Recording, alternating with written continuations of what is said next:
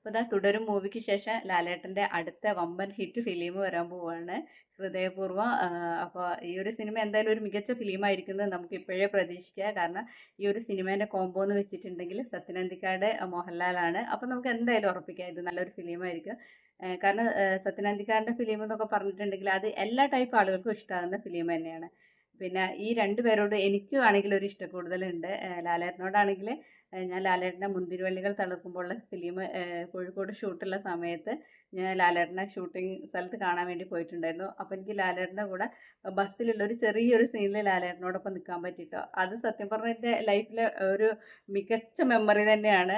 കാരണം ഒരു ബിഗ് സ്ക്രീനിൽ അത് ലാലേട്ടൻ്റെ കൂടെ ചെറിയൊരു സീനിൽ കൂടെ നിൽക്കാൻ പറ്റില്ല, നമുക്ക് എപ്പോഴും എടുത്ത് നോക്കിയാൽ കാണാൻ പറ്റുമല്ലോ. അതേപോലെ തന്നെ സത്യനന്ദിക്കാടിൻ്റെ വീട്ടിലാണെങ്കിൽ ഞാനൊരു വീട് ഷൂട്ട് ചെയ്യാൻ വേണ്ടിയിട്ട് പോയപ്പോൾ സത്യനന്ദിക്കാടിനോട് പറഞ്ഞു, ഓ കുഴപ്പമില്ല എടുത്തോ, ഒരു പ്രശ്നമില്ലായിരുന്നു കേട്ടോ. എനിക്ക് ചെറിയ ടെൻഷനൊക്കെ ഉണ്ടായിരുന്നു, നമുക്ക് സമ്മതിക്കുമെന്ന്, നമ്മൾ അത്ര ദൂരം പോയതൊക്കെയാണല്ലോ. പക്ഷേ എടുക്കുന്നതിനൊന്നും ഒരു വിഷയം ഉണ്ടായില്ല. അവസാനം ഞാൻ വരാൻ നേരത്ത് ചോദിച്ചു, ഞാൻ ഒരു ഫോട്ടോ എടുക്കട്ടെ? അവനോട് പറഞ്ഞു, ആ മോളെ ഫോട്ടോ എടുത്തോ കുഴപ്പമില്ല, പക്ഷെ ഹാഫ് എടുത്താൽ മതി കേട്ടോ. കാരണം എനിക്ക് എപ്പോഴും സത്യനന്ദിക്കാട് എന്നുള്ള ചിന്ത വരുമ്പോൾ എനിക്ക് ആ ഒരു പറഞ്ഞൊരിതുണ്ടാവുമല്ലോ, നമ്മളെ ഹാഫ് എടുത്താൽ മതി കേട്ടോ എന്ന് പറഞ്ഞിട്ട് എനിക്ക് ശരിക്കും ഒരു ലൊക്കേഷൻ എന്നൊക്കെ പറയില്ലേ, അതേപോലെ തോന്നിയിട്ടോ. അപ്പോൾ ഇതെന്തായാലും ഒരു മികച്ച ഫിലിം ആവട്ടെ എന്ന് ഞാനും പ്രാർത്ഥിക്കുന്നു. എനിക്ക് ഒരുപാട് ഇഷ്ടമുള്ള രണ്ടുപേരാണ് ഇവർ രണ്ടുപേരും. അപ്പോൾ ഈ ഓണത്തിൻ്റെ ഏറ്റവും മികച്ച ഫിലിം ഹൃദയപൂർവ്വം തന്നെയായിരിക്കും, നമുക്ക് ഉറപ്പിക്കാം.